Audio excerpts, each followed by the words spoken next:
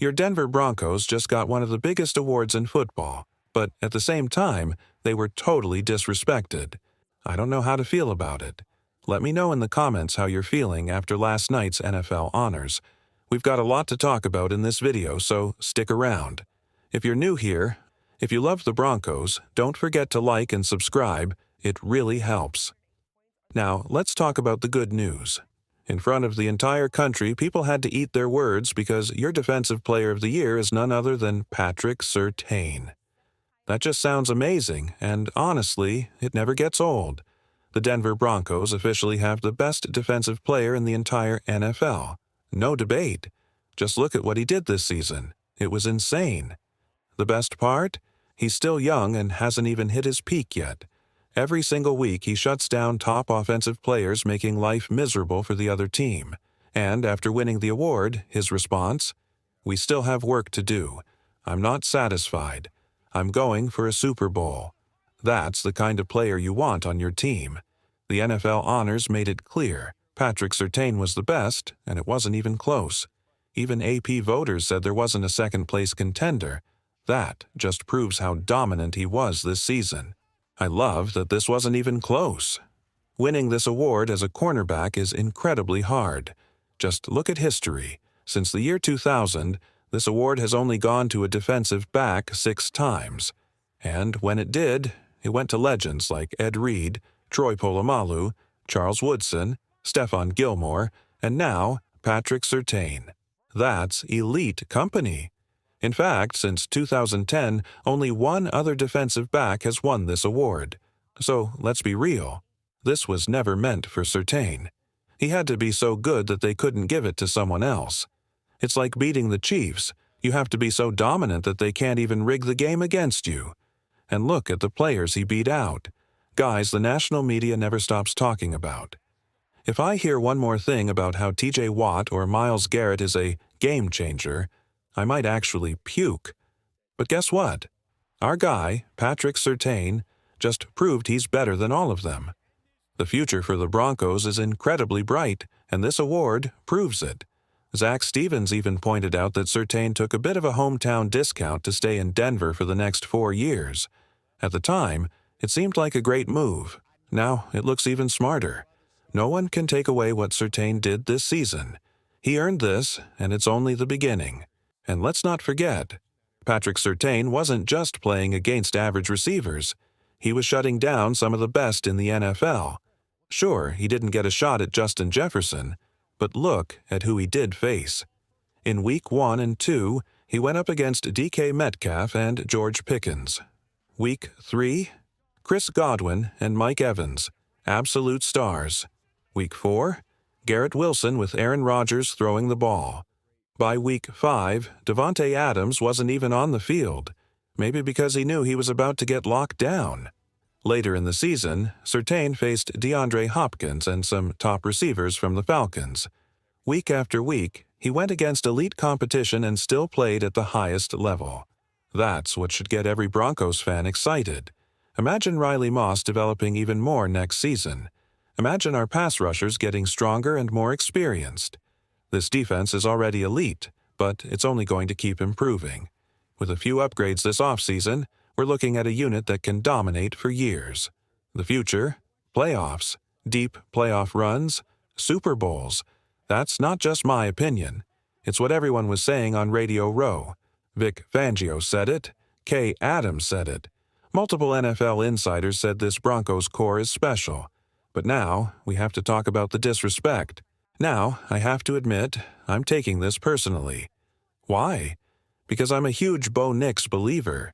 I mean, I love Bo Nix so much I'm this close to getting a tattoo of him on my upper back. He was up for Offensive Rookie of the Year, and honestly, he should have won it. There's not a single rookie quarterback who did more with less than Bo Nix. And I know. Playoff games aren't supposed to matter for this award. So if we take Jaden Daniels' game against the Lions out of the equation and just compare regular season stats, I still think Bo Nix had a better season. I get it. It's a narrative award. Maybe Jaden Daniels won over voters early in the season, so they just handed it to him. But, at the very least, Bo Nix should have been a clear second-place choice. Instead, what happened? He barely showed up on the ballots. And that's straight up disrespectful. Let's talk numbers. Bo Nix took a team that hadn't made the playoffs in nearly a decade and got them there as a rookie. He did it under one of the toughest coaches in one of the most complex offensive systems in the league. And yet, he still finished second all-time for rookie passing touchdowns. This year, he led all rookies in passing touchdowns. And despite all that, he was only on 38 out of 50 ballots. He got 0 first-place votes. That means 12 voters didn't even put him in their top 4. Instead, they gave votes to rookies that most NFL fans don't even know. That's not just unfair, it's blatant disrespect. Bo Nix deserved to be in the conversation. Period. Bo Nix should have been a clear second-place choice. No debate. No one else even came close. Let's look at the numbers. More passing yards than Jayden Daniels. More passing touchdowns. A receiving touchdown. More total touchdowns than Daniels. The same number of wins. And here's the big one. He did all that with less talent around him. If you watched that Lions-Commanders game, you know Jayden Daniels had way better offensive weapons than Bo Nix. No one can argue that with a straight face. The guys Jayden had around him were way better than Bo's. So, for Bo Nix to not even get a single first-place vote, that's ridiculous. And let's talk about the competition. Jayden Daniels' stats are inflated.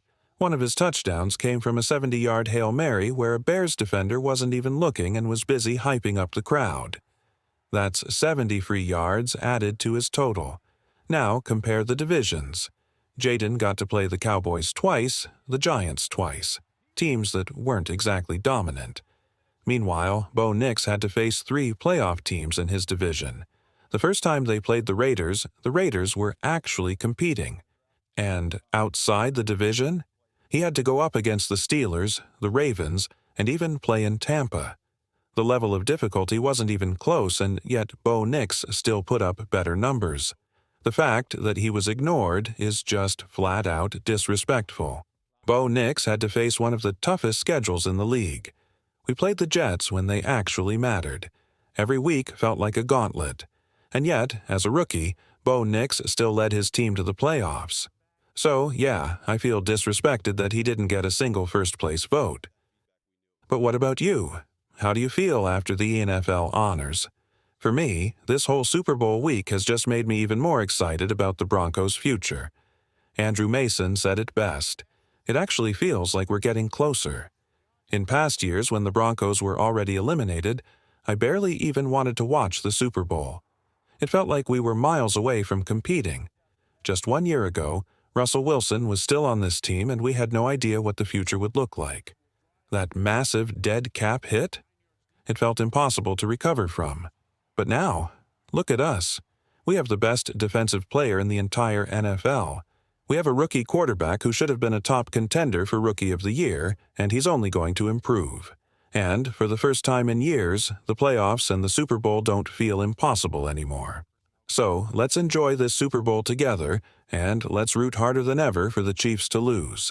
I want to see Taylor Swift fans crying everywhere because the Broncos are back, and that's something we should all believe in. Where's my football? It's time. Football on fire.